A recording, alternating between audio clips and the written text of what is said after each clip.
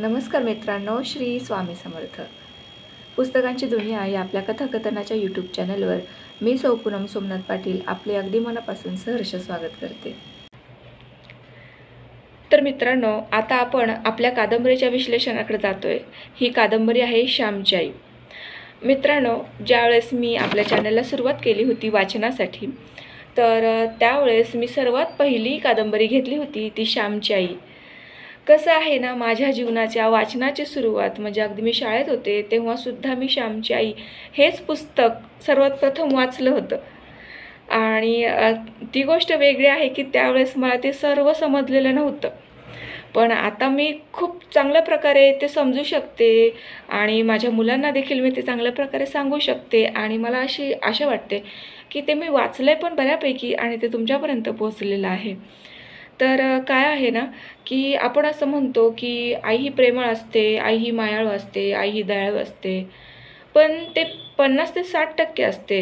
पण आई ही वज्राहून कठीण असते हे कोणाला माहिती आहे. जसं प्रेमाचे 2 प्रकार असतात, एक आंधळं प्रेम असतं, एक डोळस प्रेम असतं. आता आंधळ्या प्रेमाचा काहीच अर्थ नसतो त्या प्रेमाला, त्यातून काहीच निष्पन्न होत नाही. पण जे डोळस प्रेम असतं त्या प्रेमामुळं व्यक्ती ही खूप वरच्या लेवलला पोहोचते किंवा खूप थोर व्यक्ती आपण ज्या समाजात बघतो त्यांच्या आईवडिलांनी त्यांच्यावरती डोळस प्रेम केलेलं असतं. आता आपली श्यामची आई आहे ते सुद्धा डोळस प्रेम करणारी माता माऊली आहे.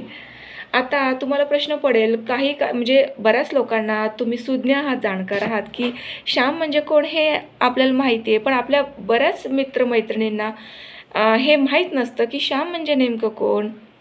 तर कसं आहे ना, श्याम म्हणजे आपले सर्वांचे गुरुवर्य साने गुरुजी आहेत. लहानपणी साने गुरुजींना श्याम असे संबोधले जाई. तर श्यामने म्हणजेच आपल्या साने गुरुजींनी त्यांच्या आईच्या कथा ज्या आहेत, त्यांनी ज्यांच्यावर जे संस्कार केलेले आहेत किंवा जे शिकवण केलेले आहे ते आपल्यापर्यंत त्यांनी या कथारूपी साठा किंवा संस्कारांचा घडा आपल्यापर्यंत त्यांनी शिदोरीच्या रूपामध्ये, या पुस्तकाच्या रूपामध्ये आपल्यापर्यंत पोहोचवलेला आहे. तर यातील आपण काय घ्यायचं, या शिदोरीमधून आपण काय घ्यायचं ते आपल्यावरती डिपेंड आहे.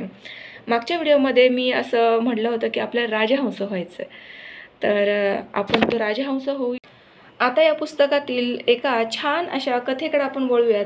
ती कथा आहे अगदी जवळची आणि जिव्हाळ्याची कथा वाटते. ती कथा अशी आहे की ज्यावेळेस श्याम हे स्नान करत असतात.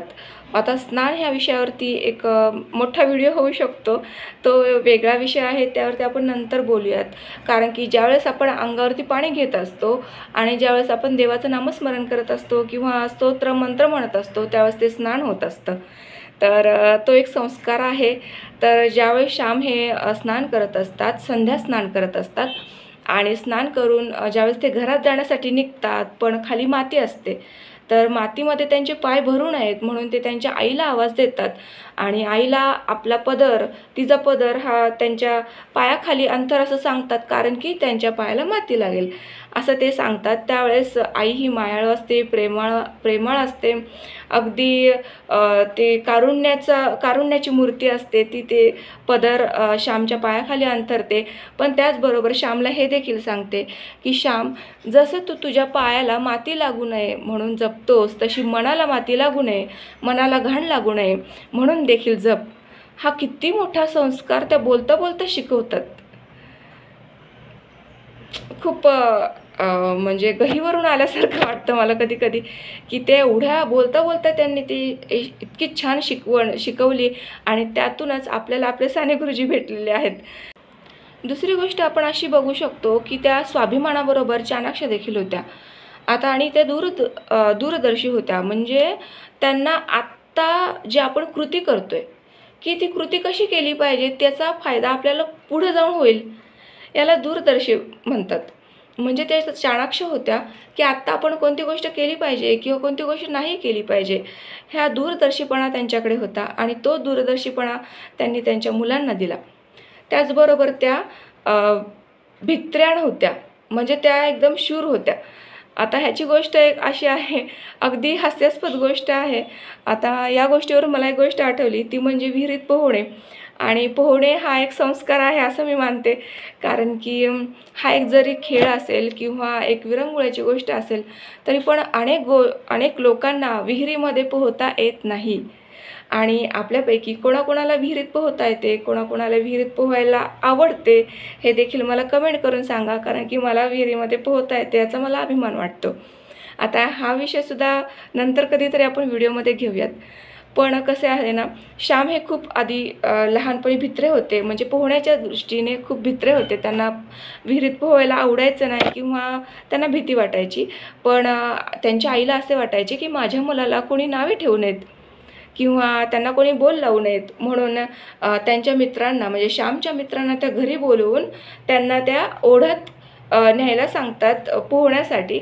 आणि प्रसंगी त्या श्यामला चोपसुद्धा देतात आणि त्याला पोहण्यासाठी पाठवतात. आणि ज्यावेळेस श्याम पहिल्यांदा उडी मारतो त्यावेळेस तो घाबरतो.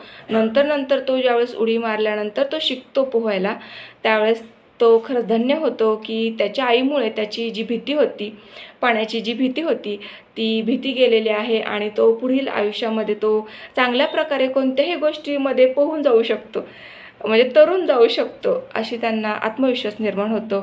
त्याचबरोबर आई ह्या अशा होत्या की त्या जशा म्हणजे जे बोलणारे लोक असतात, म्हणजे बोलणारे लोक म्हणण्यापेक्षा जे चालते बोलची माणसं आहेत त्यांच्यावर त्या जशा प्रेम करत होत्या, तशा त्या मुक्या प्राण्यांवरती, पक्ष्यांवरती, त्याचप्रमाणे वनस्पतींवरती देखील तेवढेच प्रेम करत होत्या, तेवढ्या माया करत होत्या.